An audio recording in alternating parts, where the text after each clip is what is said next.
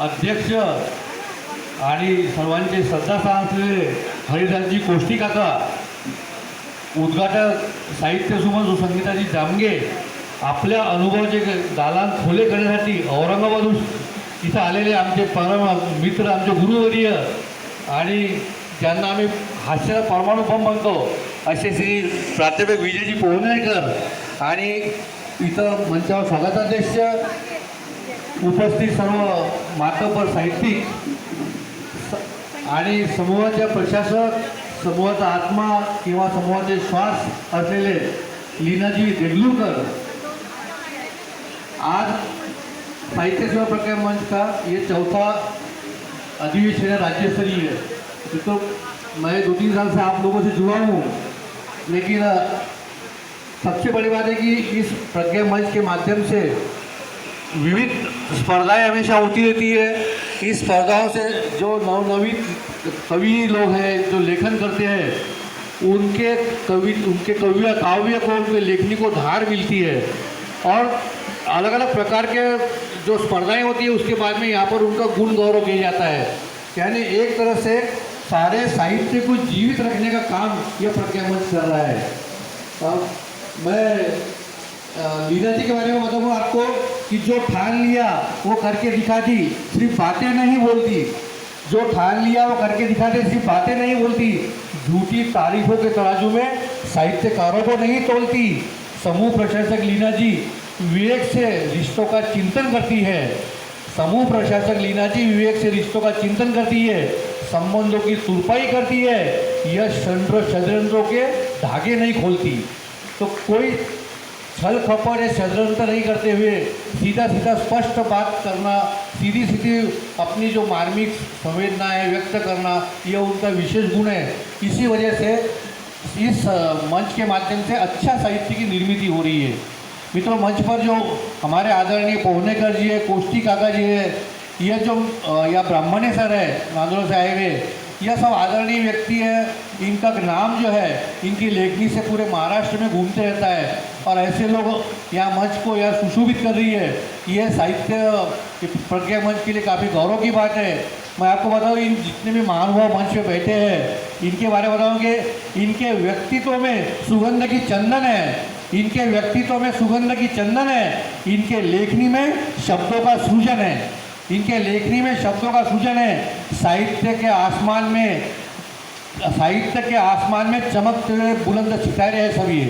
साहित्य के आसमान में चमकते हुए बुलंद सितारे सभी है। यह जिसको छू ले उसको सोना कर दे, ऐसे कुंदन है ये।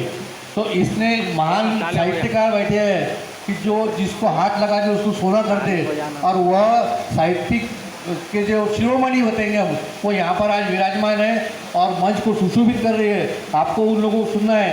दोस्तों, मुझे यहाँ आधारस्तंभ होता है, लीना जी ने आधारस्तंभ तो क्या है, आप लोगों के आधार मुझे है। आप लोगों ने मुझे यहाँ गौरव करके बुलाया, सम्मानित किया। मैं कोई साहित्य में बहुत बड़ा नहीं, मेरा फील्ड जो है वो सिविल इंजीनियरिंग का है। एक थोड़ा बहुत छोटा मोटा हमारे पिताजी के आशीर्वाद थे। तो मैं आपको बताऊँगा कि यहाँ साहित्य में जो चर्चा होना चाहिए यहाँ पर, वो मुख्य रूप से इस बात में होती है कि आज जैसे इलेक्ट्रॉनिक्स मीडिया आ गया है वैसा साहित्य का पठन बहुत कम हो गया है। पुस्तकों की निर्मित के लिए बहुत आसान तरीका मिल गया है, व्हाट्सएप के माध्यम से कई प्रकाशन मिल जाते हैं, लेकिन पुस्तकों को पढ़ने वाला कोई नहीं रहा। तो इसका मुख्य कारण क्या है कि मैंने देखा था कि हमारी दादी माँ जो थी वो दादी माँ बचपन में हम लोग को बचपन में हम जो सोते थे हमको भजन सुनाती थी। आप देखेंगे हमारी माँ थी वो अपने चक्की पे हाथों से आटा पीसते पीसते बहुत अच्छे अच्छे गीत बोलती थी। घरों में आप देखिए जैसे बहिनाबाई चौधरी का साहित्य जो है वो कोई पढ़ी लिखी औरतें नहीं थी, लेकिन महिलाओं ने साहित्य को हमेशा जिंदा रखा है। ये आज का भारत का इतिहास है और यहाँ भी आज महिला शक्ति बहुत अधिक संख्या में उपस्थित है। ये इसी का प्रमाण है कि जब जब महिला शक्ति कुछ क्षेत्र में हाथ उतरती है तो उसमें सिद्ध करके दिखाती है। मुझे तो आप अपना मराठी के अंदर भी जो महिलाएं घरों में रहती थी, आप देखिए बचपन से लेके तो अंत तक न जाने कितने कार्यक्रम हमारे घरों में होते हैं। चाहे लड़के का जन्म होना, लड़की का विदा होना, यहाँ तक कि मैंने तो ऐसा सुना कि जब कपड़ा खरीदी करने जाते हैं दुकान के अंदर, उस पर भी महिला गाना बोलती थी बस्ता खरीदी के अंदर, वहाँ की उसके भी गीत है। कई जितने त्यौहार हैं हमारे, सावन के बोलो या बिदाई के बोलो, हर त्यौहार पर हमारे संस्कृति के अंदर औरतें घरों में गाना गाती थी, गीत गाती थी। और आपने तो देखा होगा कि शिवाजी महाराज ने जैसे जीजों को बचपन से ही हमारे महाभारत, रामायण, ये सब गाथाएं जो है, भगवत गीता, ये सुनाई थी। तो ये घरों में जो सुनाने का काम था, जो दादा दादी, नाना नानी कहानियाँ सुनाती थी, वहाँ से साहित्य का फाउंडेशन तैयार होता था और बचपन से लोगों के अंदर साहित्य के प्रति प्रेम तैयार होता था। आज वो प्रेम नहीं रह गया। हर घरों में, हर आदमी के पास मोबाइल होने से बच्चों के अंदर जो संस्कार पढ़ाई के बारे में डालना चाहिए और उनके अंदर हमारी संस्कृति जो है, जैसे जो पुराने जितने भी संत साहित्य होके गया, जब भारत गुलामगिरी में गया तब इन संतों ने संत साहित्य की निर्मित की और उस निर्मित के माध्यम से उन्होंने घर घर में लोगों के अंदर विश्वास जगाया और विश्वास जगा के उस परिस्थिति के अंदर लड़ना सिखाया।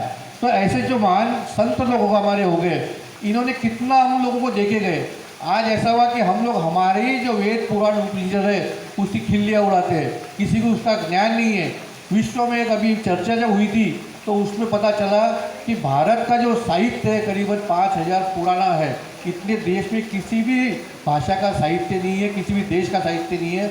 और इतना पुराना साहित्य होने के बाद उसके अंदर चाहे अपना आयुर्वेद हो या उपनिषद हो, इसके अंदर इतनी जानकारी है कि दुनिया की कोई भी की भाषा इतनी जानकारी आपको दे नहीं सकती। और कोई विषय अछूता नहीं है जिसके ऊपर उन्होंने लिखान नहीं किया, इतना संशोधन नहीं किया। और इतना साहित्य हम लोगों के पास रहने के बाद भी आज हम लोग अपने साहित्य को ही दूर होते जा रहे हैं। और सबसे बड़ी समस्या कि जो नेट का वापर जरूरी है, नेट के माध्यम से हम लोग सब एक दूसरे से जुड़ रहे हैं, ये भी ज़रूरी है, लेकिन उसका एडिक्ट होना बहुत गलत है। तो आज उसको कितने समय तक करना, उसका कितना उपयोग लेना, उसमें कौन सी अच्छी बातों में अपना समय गंवाना, यह बहुत ज़रूरी होगा सोचना। और यह जब तक आप सोचेंगे नहीं तब तक आप साहित्य, जो हम लोग कहते हैं कि साहित्य समाज की आत्मा है, तो यह आत्मा, यह समाज की प्रेरणा, इसमें सुधार लाना आज बहुत ज़रूरी है।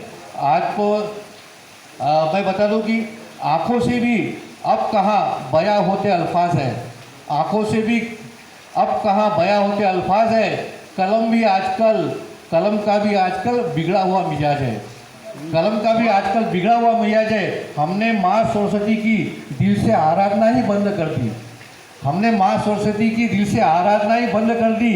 अब कागज़ों से भी शब्द रहने लगे नाराज है।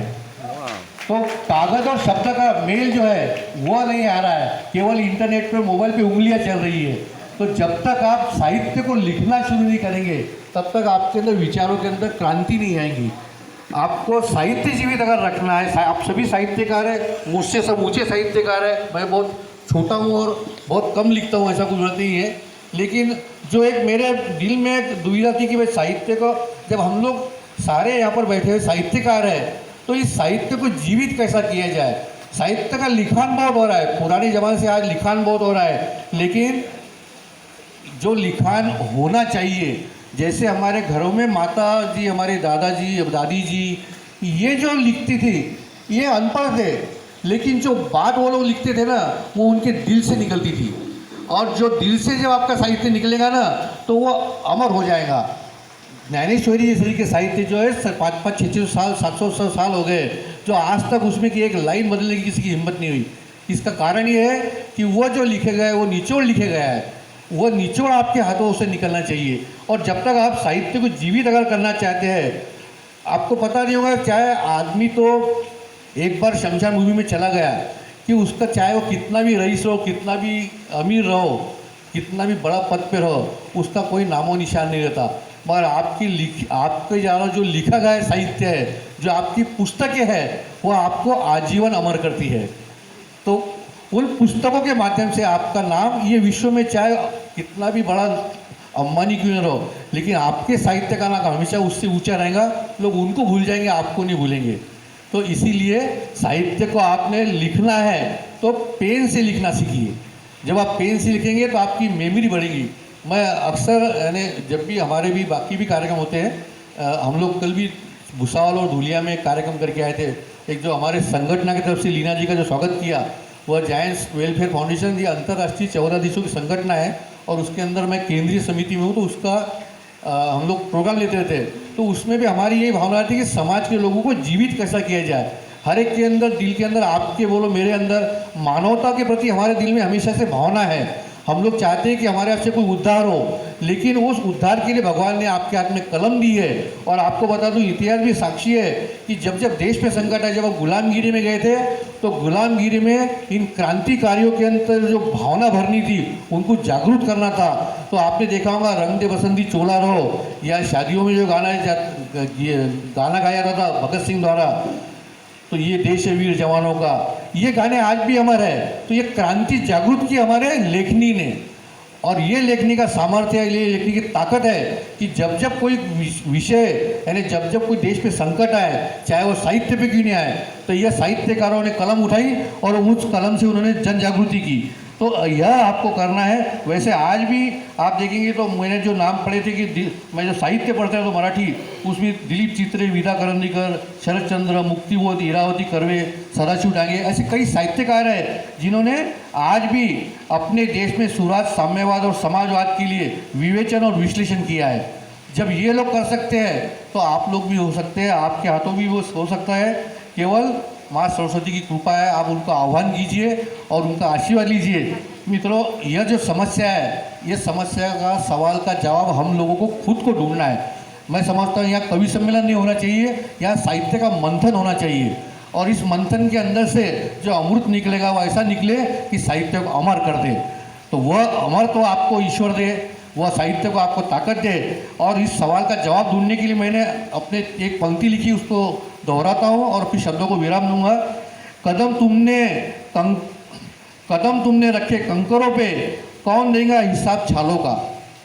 कदम तुमने खुद रखे कंकरों पे, कौन देगा हिसाब छालों का। खुद अंधेरे ओढ़े हैं हमने, कौन लेगा नकाब उजालों का। जो कलम कभी तख्ते ताज को झुका सकती थी, वो अब कहाँ गई। जो कलम कभी तख्ते ताज को झुका सकती थी, वो अब कहाँ गई। हमें खुद ही ढूंढना पड़ेगा, कौन देगा जवाब हमें इन सवालों का। तो जो साहित्य के निर्मित होना चाहिए, आपके यहाँ तो माँ सरस्वती आपको यश दे, आपके यहाँ तो अच्छे साहित्य का निर्मित हो। ऐसे में संत गजानन महाराज के चरणों में प्रार्थना करता हूँ और पुनश्च आयोजक का धन्यवाद देता हूँ कि मुझे यहाँ उन्होंने बुलाया और मेरा सत्कार किया। धन्यवाद। जय जय हिंद, जय महाराष्ट्र।